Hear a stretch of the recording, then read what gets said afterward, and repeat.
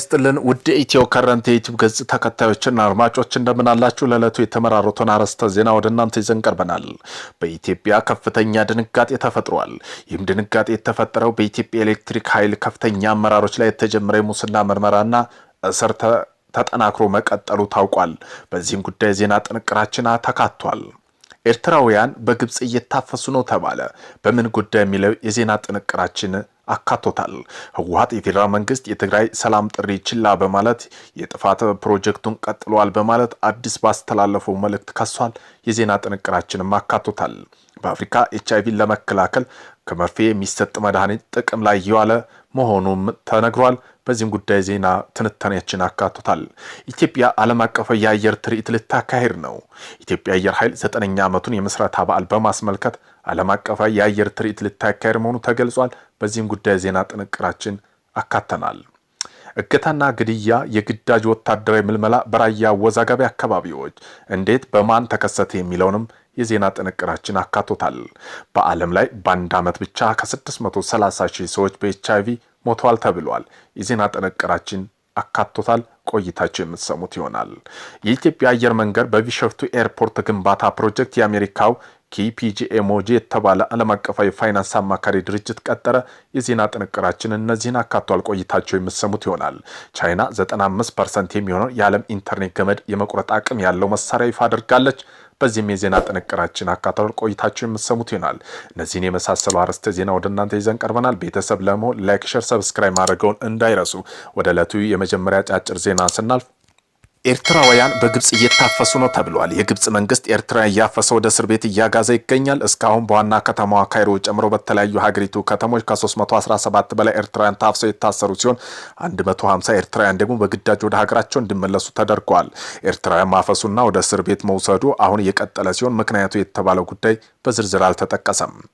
ህወሓት የፌዴራል መንግስት በትግራይ ሰላም ጥሪ ችላ በማለት የጥፋት ፕሮጀክቱን ቀጥሏል በማለት አዲስ ባስተላለፈው መልእክት ካሰዋል። ህወሓት የፌዴራል መንግስት የመንግስት ሰራተኞች ደሞዝና ነዳጅ መከልከል የትግራይ ኢኮኖሚ ለማዳከም ሰብአዊ ቀውስ ለመፍጠር እየሰራ ከሃዲ ካለው ቡድን ጋር በመተባበር ትግራይን የረበሸ ማዕከል ማድረግ እየሰራ ይገኛል በማለት ወቅሷል።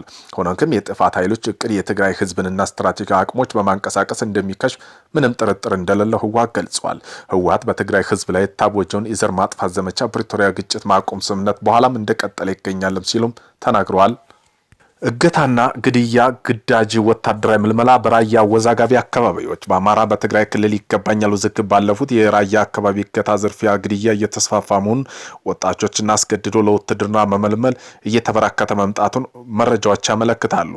ይህ እገታ፣ ዘረፋ፣ ግድያ ማንነት የፖለቲካ አመለካከት መሰረት አድርጎ ጭምር የሚካሄድ በመሆኑ ፖለቲካ ለወንጀል ድርጊት ሽፋን ለመሆን ምስክር ነው ይላሉ ወንድማማች 600 ሺህ ብር ከፍለው ከእገታ ያስለቀቁ በውጭ ሀገር የሚኖሩ ቤተሰቦቻቸው ሲገልጹ።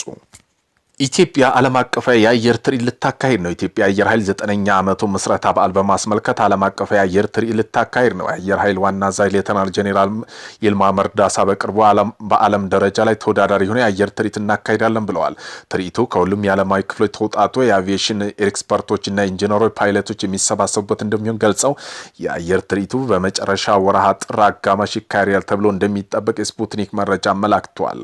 በኢትዮጵያ ኤሌክትሪክ ኃይል ከፍተኛ አመራሮች ላይ የተጀመረ የሙስና ምርመራ ስር ተጠናክሮ መቀጠሉ ታወቀ። ከቀናት በፊት ቁጥጥር ስር ከዋሉት 2 ከፍተኛ ኃላፊዎች ተጨማሪ ከፍተኛ መስመር ማከፋፈያ ጣቢያ ኦፕሬሽን ዘርፍ ዋና ስራ አስፈጻሚ የሆኑት አቶ ሀብቱ ውቤ በቁጥጥር ስር መዋላቸው ተሰምቷል። የክሱ ዝርዝር 3 ከፍተኛ አመራሮች ማለቱም አቶ ሀብታም ውቤ፣ ኢንጂነር ህይወት እሸቱና አቶ አንዱዓለም ሰኤ በፌዴራል ፖሊስ በተጠረጠሩበት ዋና ወንጀል ከውጭ ሀገር ኮንስትራክሽን በጥቅም በመተሳሰር በሀገር ማግኘት የነበረባት ከፍተኛ ገቢ በማሳጣት ከባድ የሙስና ወንጀል መሆኑን ተረጋግጧል። ተጠርጣሪዎች ፍርድ ቤት የቀረቡ ሲሆን ፖሊስ ምርመራውን ለማጠናከር ለታህሳስ 5 ቀን 2018 ዓ.ም ቀጠሮ ይዞ ተሰጥቷል። የስሩ ሂደት የመጀመሪያው ህዳር 24 ቀን 2018 ከሰዓት በኋላ ነበር። የፌዴራል ፖሊስ አባላት ወደ ተቋሙ በመግባት ኢትዮጵያ ኤሌክትሪክ ኃይል የፕላኒንግ ዘርፍ ዋና ስራ አስፈጻሚ የሆኑት ኢንጂነር ህይወት እሸቴና የቢዝነስ ዘርፍ ምክትል ኃላፊ ስራ አስፈጻሚ የሆኑት አቶ አንዱዓለም ሰኤን ቢሮ ከፈተሹ በኋላ በሰራተኞች ፊት በካቴና አስረው ወስዷቸዋል። ጉዳዩ ይብለጥ አነጋጋሪ ያደረገው ደግሞ ከስር የተፈጸመው ተቋም ጸረ ሙስና ቀን ለማክበር ዝግጅት እያደረጉ በነበረበት መሆኑ ተሰምቷል።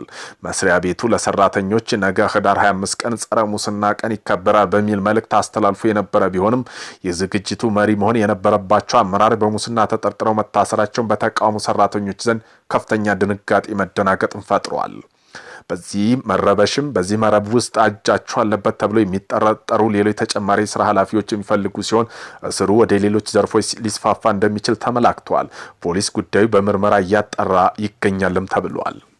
በአፍሪካ ኤችአይቪን ለመከላከል በመርፌ የሚሰጥ መድኃኒት ጥቅም ላይ መዋል ጀመረ። በደቡብ አፍሪካ ኢስቶዋንና ዛምቢያ መጀመሪያ ጊዜ ኤችአይቪ ለመከላከል የሚያስችል አዲስ መርፌ መድኃኒት መጠቀም ጀምረዋል።